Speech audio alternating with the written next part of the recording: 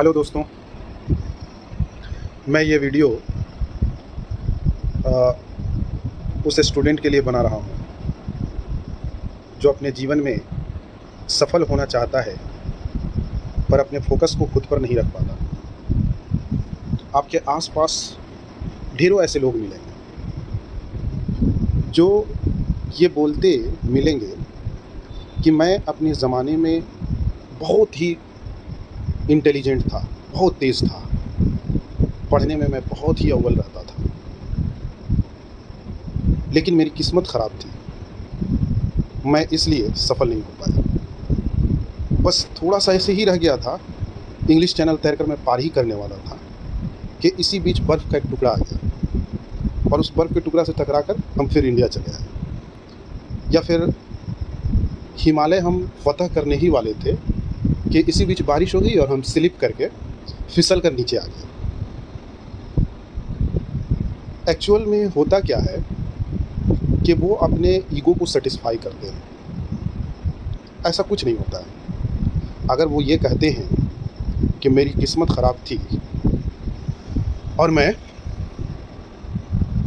अभी वर्तमान जो हाल में हूँ, उसके लिए किस्मत ज़िम्मेदार है। अगर आप किस्मत पर यकीन करते हैं या भाग्य पर या डेस्टिनी पर यकीन करते हैं, तो किस्मत पर वही इंसान यकीन करता है जो आस्तिक होता है, जो खुदा पर, भगवान पर, ईश्वर पर या किसी सुपर नेचुरल अथॉरिटी पर यकीन करता है। किस्मत पर वही यकीन करेगा जिसे कुदरत पर यकीन होगा। नास्तिक आदमी तो भाग्य को मानता ही नहीं है कि मेरी भाग्य खराब थी, कि मेरी भाग्य अच्छी थी, मेरा किस्मत बुरा था या अच्छा था, ऐसा तो कुछ सोचता नहीं है।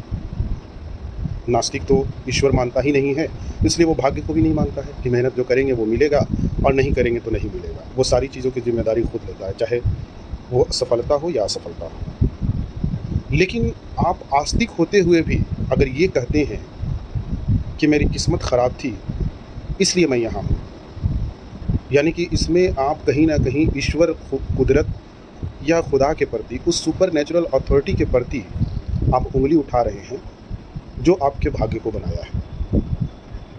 यानी कि ये गलती आपकी नहीं थी, ये गलती जो है वो खुदा की थी, जिसके कारण आप वर्तमान हाल में हैं।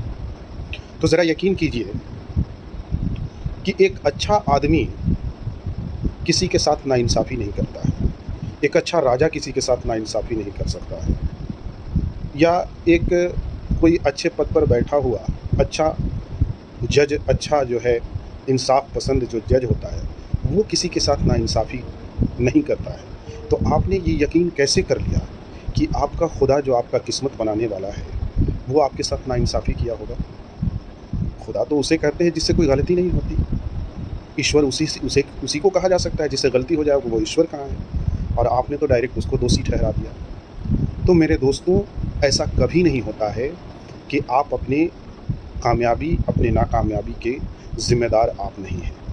हो सकता है कि आपने मेहनत किया हो, लेकिन वो मेहनत का जो दिशा है, वो गलत हो।